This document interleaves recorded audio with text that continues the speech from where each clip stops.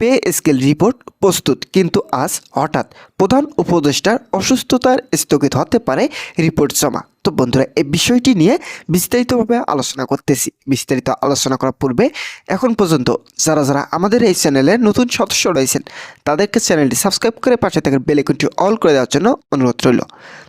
সরকারি চাকরিজীবীদের বহুল প্রতীক্ষিত নতুন পে স্কেল নিয়ে যখন চূড়ান্ত মুহূর্তে অপেক্ষা, ঠিক তখনই অনিশ্চয়তা নতুন অধ্যায় শুরু হয়েছে।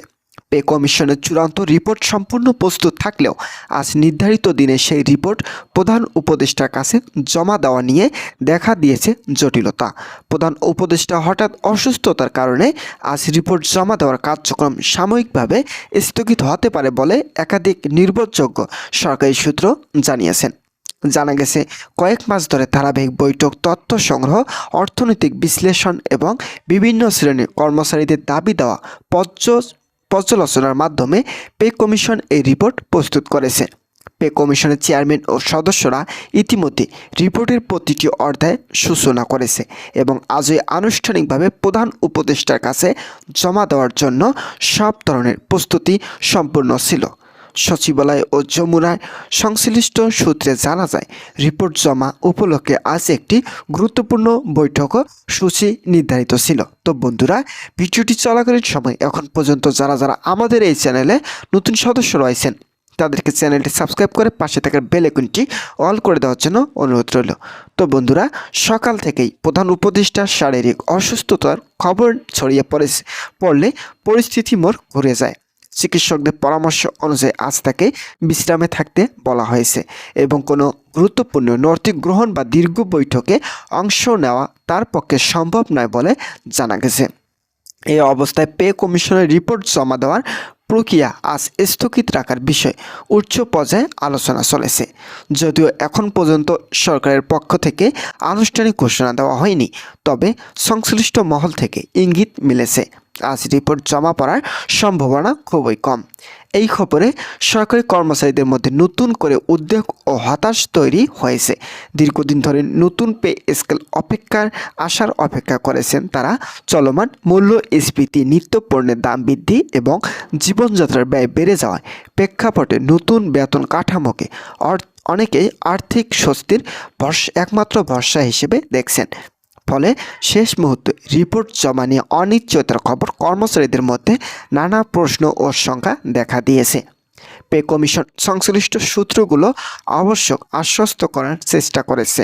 তাদের ভাষ্য অনুযায়ী রিপোর্টের কাজ পুরোপুরি শেষ হয়েছে এবং এতে আর কোনো সংশোধন বা পরিবর্তনের প্রয়োজন নেই। কেবল আনুষ্ঠানিকভাবে প্রধান উপদেষ্টার কাছে জমা দেওয়াই বাকি রয়েছে। প্রধান উপদেষ্টা সুস্থ হয়ে দায়িত্বে ফিরলেই খুব দ্রুত এই প্রক্রিয়া সম্পূর্ণ হবে বলে তারা আশা প্রকাশ করেছেন। অর্থাৎ এটি কোনো নীতিগত বা প্রশাসনিক জটিলতা নয়, বরং একান্তই সাময়িক পরিস্থিতি বিলম্ব। তো বন্ধুরা, ভিডিওটি এখন পর্যন্ত এসেও যারা যারা নতুন সদস্য রয়েছেন তাদেরকে চ্যানেলটি সাবস্ক্রাইব করে ভিডিওটি সম্পূর্ণরূপে কন্টিনিউ করার জন্য অনুরোধ রইল। তো বন্ধুরা, অর্থ মন্ত্রণালয়ের কর্মকর্তাদের একাংশ মনে করেছে রিপোর্ট জমা সামান্য পিছিয়ে গেলেও সরকারের সামগ্রিক পরিকল্পনায় বড় ধরনের পরিবর্তন আসবে না, কারণ নতুন পে স্কেল বাস্তবায়নের বিষয়ে সরকার নীতিগত সিদ্ধান্ত প্রায় চূড়ান্ত পর্যায়ে রয়েছে। রিপোর্ট জমা হওয়ার পর তা পর্যালোচনা করে দ্রুত প্রজ্ঞাপন জারি এবং কার্যকরের রোডম্যাপ ঘোষণা করার প্রস্তুতিও নাকি ইতিমধ্যে নেওয়া হয়েছে। রাজনৈতিক বিশ্লেষকদের মতে পে স্কেল শুধু একটি প্রশাসনিক বিষয় নয়, এটি বর্তমান রাজনৈতিক ও সামাজিক বাস্তবতার অত্যন্ত গুরুত্বপূর্ণ ইস্যু। আসন্ন নির্বাচন, সরকারি কর্মচারীদের সন্তুষ্টি এবং অর্থনৈতিক স্থিতিশীলতা সবকিছুর সাথে নতুন পে স্কেলের বিষয়টি ওতপ্রোতভাবে জড়িত। তাই সরকার চাচ্ছে কোনো তাড়াহুড়া বা ভুল সিদ্ধান্ত ছাড়াই পুরো প্রক্রিয়াটি সম্পূর্ণ করতে। প্রধান উপদেষ্টার সরাসরি তত্ত্বাবধানে রিপোর্ট গ্রহণ ও পরবর্তী সিদ্ধান্তে নেওয়া পরিকল্পনা ছিল বলেই আজকের এই পরিস্থিতিতে সাময়িক স্থগিত বিষয়টি সামনে এসেছে। তো বন্ধুরা, এদিকে বিভিন্ন কর্মচারী সংকটের পরিস্থিতি নিবিড়ভাবে পর্যবেক্ষণ করেছেন। তাদের অনেকে আশঙ্কা বারবার পেছালে বাস্তবায়ন প্রক্রিয়া আর দীর্ঘ হতে পারে।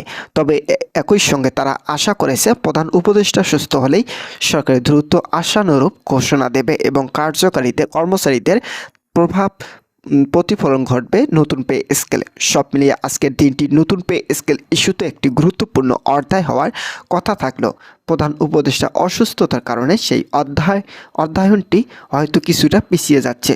এখন সবার দৃষ্টি একদিকে প্রধান উপদেষ্টার শারীরিক অবস্থা উন্নতি এবং সরকারের পক্ষ থেকে রিপোর্ট জমা ও পরবর্তী করণীয় নিয়ে আনুষ্ঠানিক ঘোষণার দিকে।